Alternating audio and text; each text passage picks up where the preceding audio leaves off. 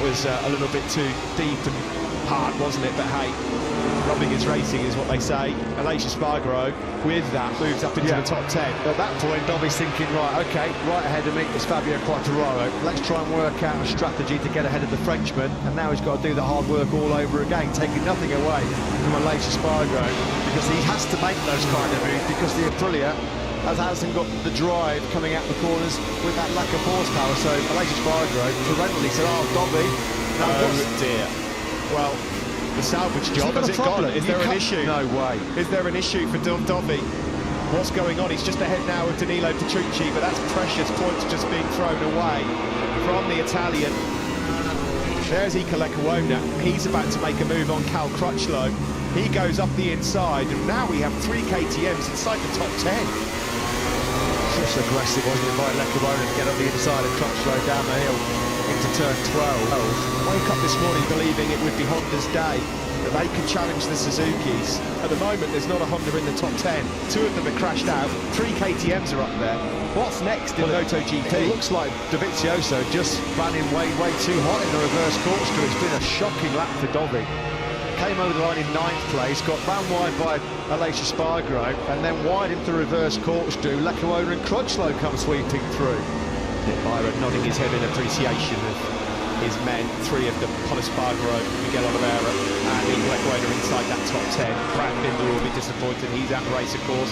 Dobby getting in a bit wild and out of shape as he tries to find a way through on his former teammate, Cal Crutchlow. Terrible lap that by Dovizioso, the 52-1. That's really cost him dearly. Crucial World Championship points going begging as well there. Well, the fastest man of that group, by the way, is Stefan Bradl. We should just point out on the Repsol Honda.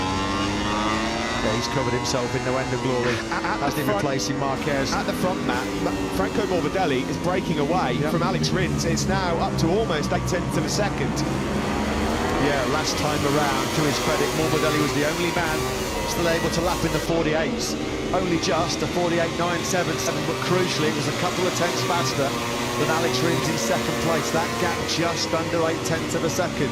As the 2 stronger, in inverted commas, Yamahas of Fabio Quartararo and Vinales drop back, still holding strong out front is Franco Morbidelli, looking for his 2nd race win of the 2020 season. Yeah, you can bet the boss watching at home, Valentino Rossi on the couch in Tavuglia. Probably not a lot of fingernails left on the 41-year-old's hands right now. He'll be willing Franco Morbidelli and Yamaha to take a famous victory here in Aragón, a victory which is going to haul Morbidelli right back in championship contention. He's blitzing away from Rins here. Yeah, brilliant stuff from Morbidelli. His pace, he's just maintaining it. He's still in the late 48s. No one can live with that right now. There is Maverick Vinales, who might yet drop back to 7th place because Miguel Oliveira is closing and he can hold a better line, and he's through as well. These 2 are old, fierce rivals from the Spanish Championship back in the day, and Maverick Vinales then, another championship rival, drops another place. And look at this, Aleix Espargaro hot on the heels of Fabio Quartararo. What does Aleix Espargaro always say about the factory of Aprilia?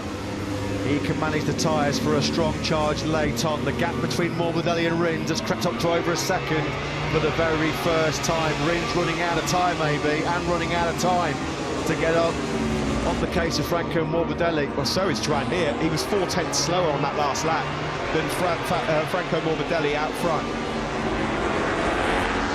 Yeah, Mir's not had the pace of the 2 men ahead of him for quite some time now. I think Joan Mir's probably thinking with a big gap back to Johan Zarco. Don't do anything stupid, don't take too many risks. 16 World Championship points up for grabs here. You're increasing your lead in the championship. Not the win you wanted, but it's another crucial podium. What a gigantic result this would be for the likes of Morbidelli and Alex Rins as we head into the final 3 rounds as well. Here is Franco Morbidelli out front, Alex Rins up behind, trying everything to claw that gap back down. It's got to a second now. There's Joan Mir, championship leader, exiting turn 15. There's 5 laps remaining here. Looks like, doesn't it, the Morbidelli's got him pretty comfortably covered right now. Put him in this position in Misano, and he never looked like he was going to crack and buckle under pressure. was the epitome of a composed rider at the front, Franco Morbidelli. Well, this was the race we were expecting from Morbidelli last week. Yeah, it was. Yeah, he backed himself to do this. Better late than never, I guess.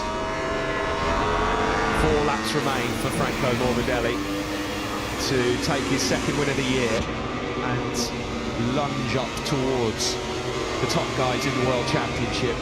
He's done a brilliant job so far, the Petronas Yamaha SRT van, and again just nudges the likes of Lynn Jarvis and co when it comes to the machinery that he's on. Yeah, I mean, he's been told it's crystal clear there'll be no machinery upgrade from him, but at the moment there's not a lot wrong with the big spec Yamaha, is there? Rins, every time he tries to get in a hot lap, Morbidelli just matches it. Yet again on that last lap, there was nothing between the two of them. They exchanged 49.4s. Well, as it stands right now, Davide Brivio and Suzuki are on for their third race where 2 Suzukis are on the podium. Will there be a winner, though? At the moment, it looks unlikely. The gap now 1.1 between Morbidelli and Alex Rins. I think it was 1981. The last time Suzuki had 2 bikes on a Premier Class podium in back-to-back races. So in other words, a heck of a long time ago. Owner doing a brilliant job here as well. 10th place, here comes Danilo Petrucci, and that'll be a sorry sight for Andrea Dovizioso, although Petrucci's well wide. Stefan Bradl still there as well. It's the battle for 12th place between the factory Ducatis. Yeah, you just wonder whether Dovi's run out of rear grip trying to get himself into that top 10 contention. Over the line goes Franco Morbidelli in the top left of your screen with 3 laps now remaining for him, and he's got 1.2 seconds in his back pocket over Alex Rins. Rins has nothing for him. What about Pol Espargaro? Fires up the inside of Johan Zarco, and he takes 4th place on the factory KTM. These two, of course, teammates last year. And Zarco's got more trouble potentially coming his way from his old employers as well, because Oliveira's coming into contention too. Well, 2 KTMs in the top 5 would be some result for them based on where they were this time 1 week ago. P5 for number 5 Zarco, that's no disgrace. He's been clearly the leading light for Ducati throughout this Grand Prix. He would have learned a lot racing in the top 3 at the start of the race. He doesn't need to learn too much about the package ahead of him, of course. He was on board it last year. So there is no late show from Joan Mir. Is he just thinking about this championship a little here? Is it coming into his mind? He'll be informed of the whereabouts of Quartararo. He'll know that he's faded. Likewise Vinales, likewise Dovizioso, who has now firmly fallen behind Danilo Petrucci. Is this the day that Dovi says goodbye to the 2020 World Championship? And here comes Miguel Oliveira challenging for the top 5 and makes it 2 KTMs in the top 5, going through on Johan Zarco. Zarco knew it was coming. He had a good long look. Oh, there you go, Johan Zarco. He knew it was coming because he looked over his left shoulder at turn 7 and got a face full of Oliveira's number 88. But you know he's going to fight tooth and nail Johan Zarco in this battle for 5th. Miguel Oliveira has had a pretty good fight with 2 Frenchmen today, hasn't he? He really has. It's been a fantastic job from him and Pol Espargaro. Meanwhile, out front with 3 laps remaining, Rins has waved the white flag. Yeah, it's over, isn't it? I mean, in terms of the race win, Franco Morbidelli's got a real comfortable buffer now. He's just stretching away. 1.5 seconds he leads Rins now. Mir's definitely locked down into championship mode. Ruben Charles. Who's gone down? Someone's gone down. Someone did not come across the line. The name's just tumbled down the left. Is it Alicia Spider? Yeah, it's not. It is. It's not a mechanical. Oh, that's Goodness cruel. me, that is cruel. Because he's ridden his heart out today, Alicia Spargaro. He was chasing down Fabio Quartararo at that particular moment. I was just looking at the 3 boxes on the left-hand side of the screen just to check that it was none of our top 3 men. So this was on the approach to turn 16, yeah, and look, it's almost like there was no brakes. Or just the engine's just cut out. What on earth has happened there? What a shame. Deserve that. He did not deserve that, Alicia Spargaro, because he was doing a fantastic job. Well, Franco Morbidelli take a bow so far. 2 laps remain in this race here in Teruel. You can see he is struggling a bit with tyre life, but who isn't at this stage of the race? At the moment, there is your championship leader, Joan Mir. This will be another podium for him. Well, Morbidelli and Rins locked elbows and had contact going down into turn 1, but since then nobody's laid a glove on this man. He's been absolutely awesome. It's been a masterclass from Morbidelli here in Motoland. Alex Rins has really tried to put the pressure on, but he has not been able to get anywhere near him. The gap's always been hovering around half a second for the first 2/3 of the race, and then these latter laps, Morbidelli has just been able to eke away from Rins relatively comfortably. The final lap of the race here in Motoland. It's going to be bittersweet for some of the guys in the Petronas Yamaha camp, with Quartararo down in 8th, but this man will be over the moon. Ramon Facada, what a job they've done here this weekend.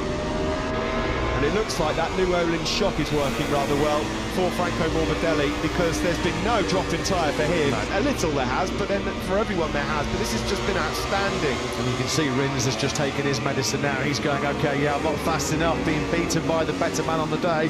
45 points in a week, though. Represents a good 7 days for Alex Rins in terms of his championship. And again, the same man is there, with up and down results, with different winners here, with different manufacturers having their highs and lows. Yeah. The same man is finishing on the podium, and that's trying to 6 podiums in 8 races this will be. Yeah, and it's that consistency in this kind of up and down season which is going to be decisive. He does not want to be the MotoGP World Champion, though, doesn't he, without winning a single race. It's only ever happened once in the current 3-class format. Emilio Altamora won 5cc World Champion in 1999. You know that Mia is desperate to take that first win if he is to be world champion. Alex Rins here said at the start of the weekend, nothing to lose? No, not quite. I'm still in the championship. Yesterday, Morbidelli made it quite clear that he's not out of it yet. And you think of how the season started for these two, and the contrasting fortunes of them as well. They could be arguably leading this world championship had fortune gone their way, but today they've both been mesmerising. From the first corner, Franco Morbidelli has been absolutely faultless. He's been flawless, and as we come into the final corner, we can finally say, Frankie, you can relax. You definitely can relax. This has been a masterclass from Morbidelli in Motoland. A brilliant win, his second of the season. The number 21 does it, and 2 Suzukis on.